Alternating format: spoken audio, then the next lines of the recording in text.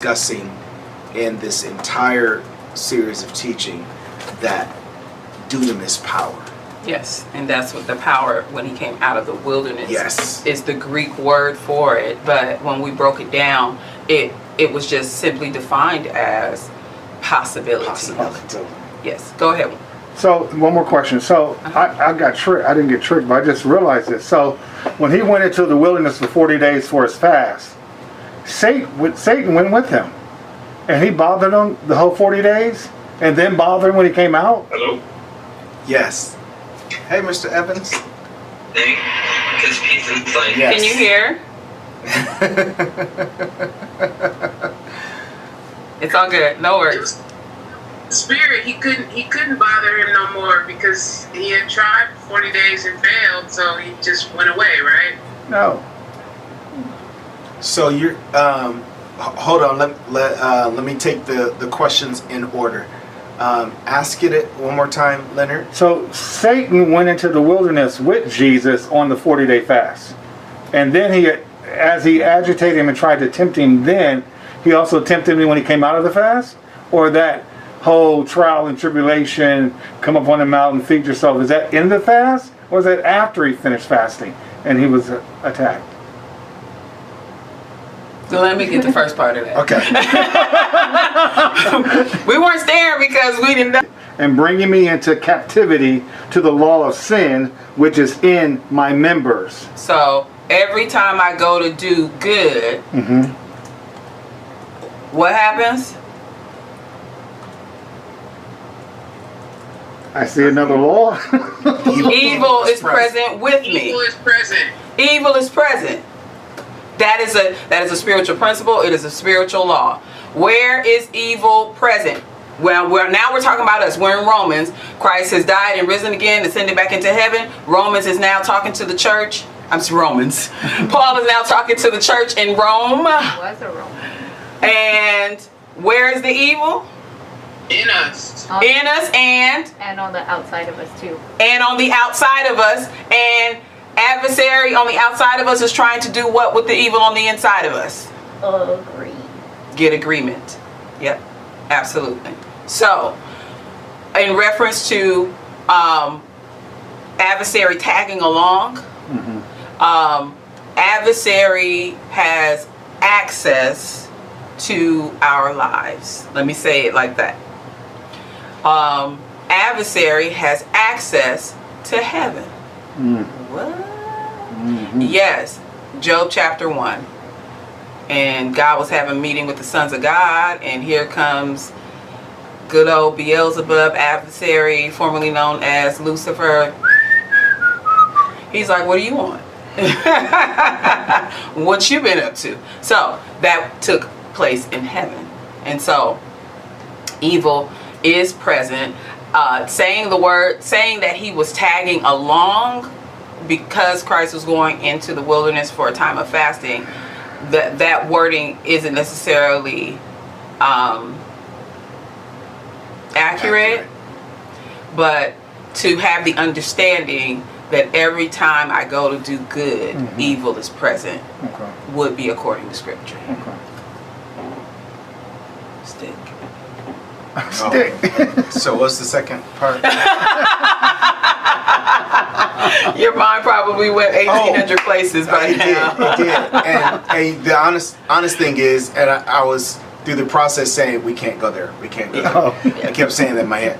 The second part was the tempting all 40 days, or was it tempting only at the end? And it was both. The Scripture says it. Yeah, it does. If you look in 4, it says, and being tempted for 40 days. So that's all 40 days by the devil. And in those days he ate nothing. God bless. So there is a strict fast, or a real fast, because to fast means not to eat. It doesn't mean partial. Being tempted 40 days by the devil, and in those days he ate nothing. And afterward, when they had ended, when the 40 days had ended, he was hungry. And the devil said to him. Right. So this is he's still in the wilderness. He just concluded. Okay. It's like when you're at the checkout line in the grocery store, you finish shopping, but you're still in the store. Amen. Okay. And then they Great say, analogy. can you buy some candy from me while you're trying to exit? You know, Impulse shopping is what that's called. or the people who are right by the door, Right. Arms of the selling their selling candy. Oh, on the way Girl out. Scout You cookies better on know the way that's out. right. No. So that's where we Okay. are in that space. That's good. And so that's what occurred, and then it gives description on what that engagement was, what that conversation was. Thank you. Is that because those were all opportune moments? Say it again. Is that because those were all opportune moments for enemy to attack? Because later in the scripture it says Well- he waited for the next opportune moment. Well, it says he waited until an opportune moment, and so we understand that the enemy is an opportunist.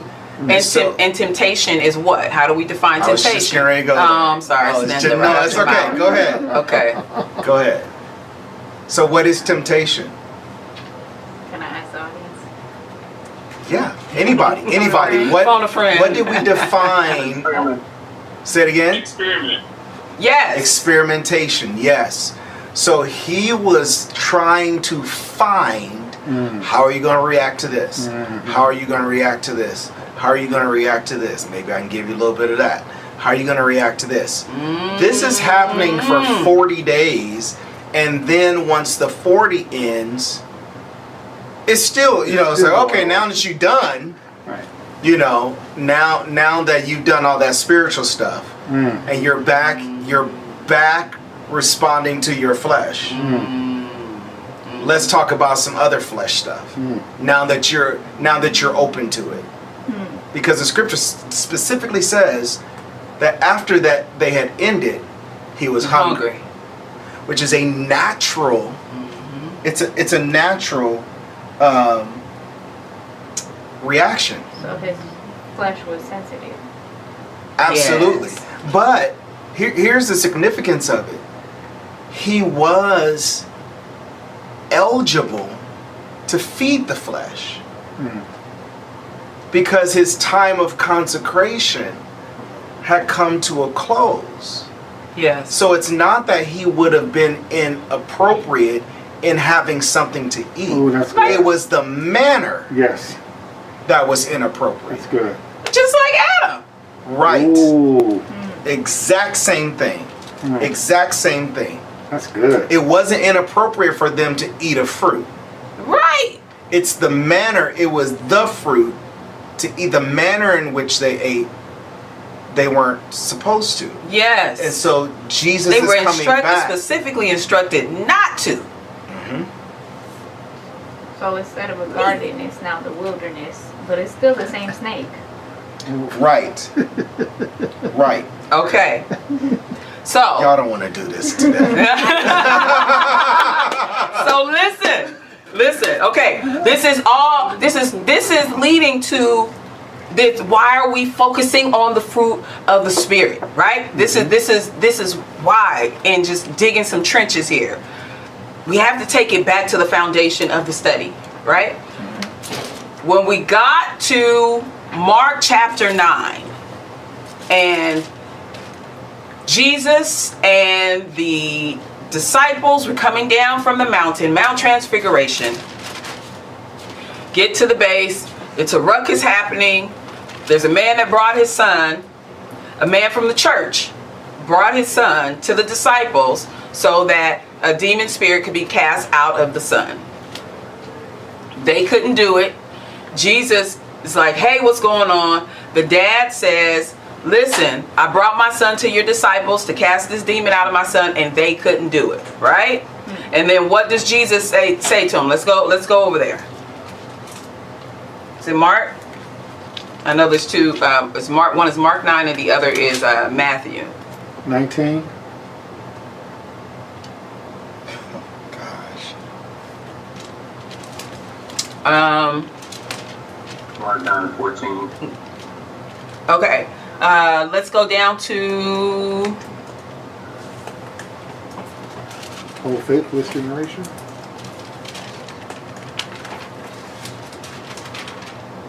okay. So verse 20.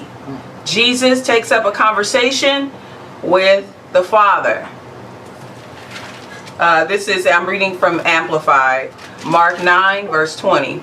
They brought the boy to him, being Jesus. And when the demonic spirit saw him, Jesus, immediately it threw the boy into a convulsion, and falling to the ground, he began rolling around and foaming at the mouth. And Jesus asked the Father, now he engages the Father, how long has this been happening to him? And he answers, since childhood. Verse 22, the demon has often thrown him both into fire and into water, intending to kill him. But if you